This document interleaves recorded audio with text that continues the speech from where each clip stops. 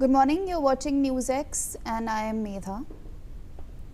Day one of the India AI Summit delivered powerful moments that captured India's evolving AI vision.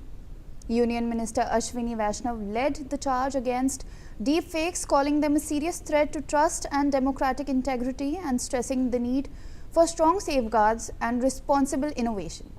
Meanwhile, Microsoft addressed the AI versus jobs debate, arguing that artificial intelligence will augment human potential rather than replace it, provided the focus remains on large-scale reskilling.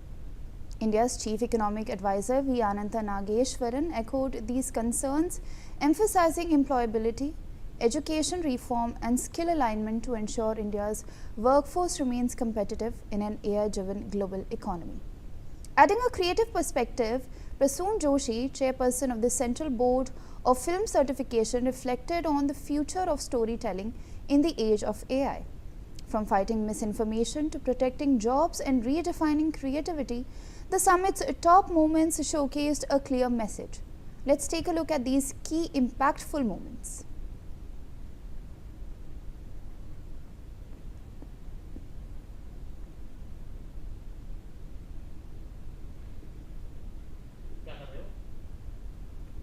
Deepfakes, they are attacking the foundation of our society. Foundation of our society is the trust between institutions. The trust between the institutions which society has created over centuries. These are the trusts, these are the institutions of family, institutions of different social identities, institutions of governance. These are the institutions which hold the society together. And the rapid spread of deepfakes, misinformation, disinformation is basically striking at the root of these institutions, the root of trust between these institutions.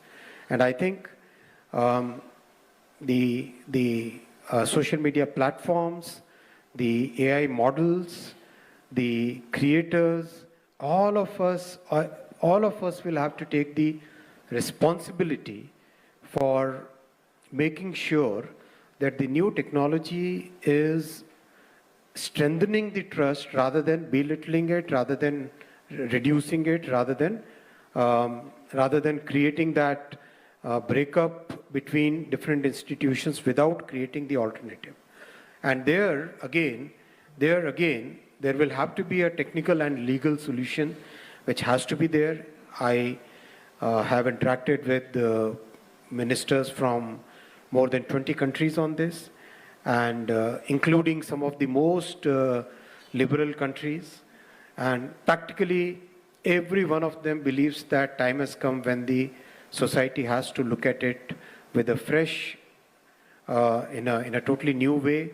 The construct of freedom of speech has to be with responsibility on the person who's speaking. So of the many people impacted by that, you mentioned the institution of family. And I wanted to raise a subpoint, an important one, which is children.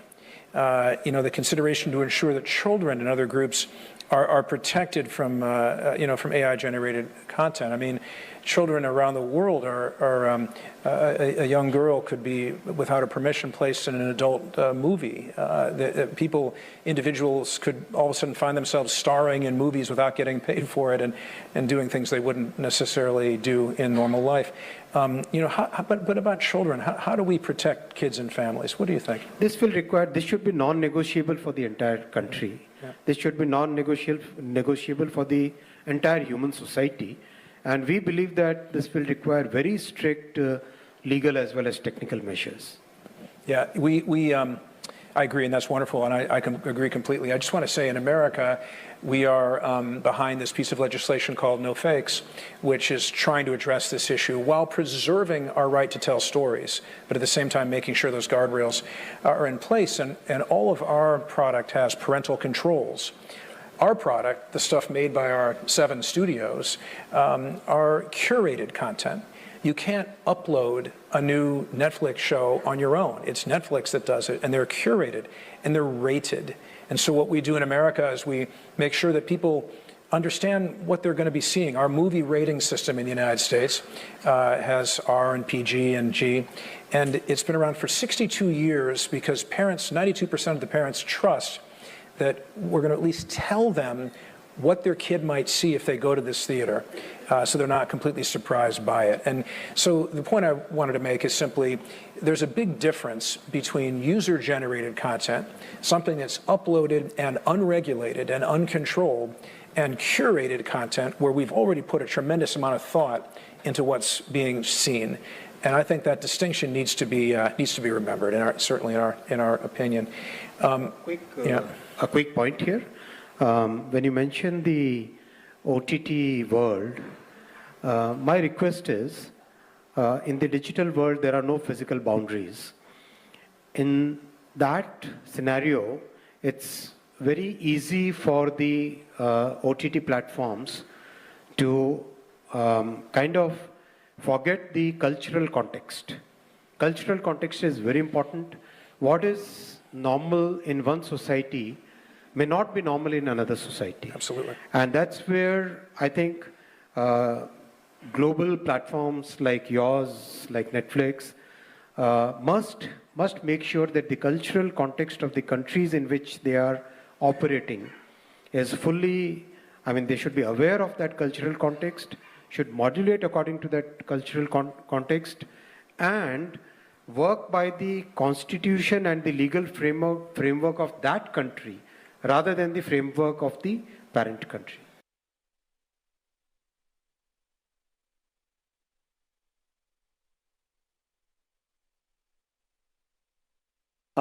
We as a country believe in IP rights. We as a country believe in the creators, the value that the creators have brought in, either through their content or through their different ways of expressing themselves, different ways of telling the story. In fact, that is one of the reasons our country hosts a large number of global capability centers, which are basically serving a very large number of global corporations. That's primarily because we respect IP as a country. Given that, the challenges between AI and copyright are very, very complex, and we are in this summit looking at some sort of consensus on this, because if the creators get a chance to deploy their skills, protect their copyrights, protect the fruits of their creative energy, then the growth between today and tomorrow will be very high. Then AI can be used as a tool. AI doesn't become a competitor to human creativity. And we believe that human creativity is the most important thing that we have in our entire civilization. So we must protect it. We must make sure that any system which protects human creativity and enhances it is a better system. There shouldn't be a dilutive effect. There should be more of a complementing effect on the human creativity.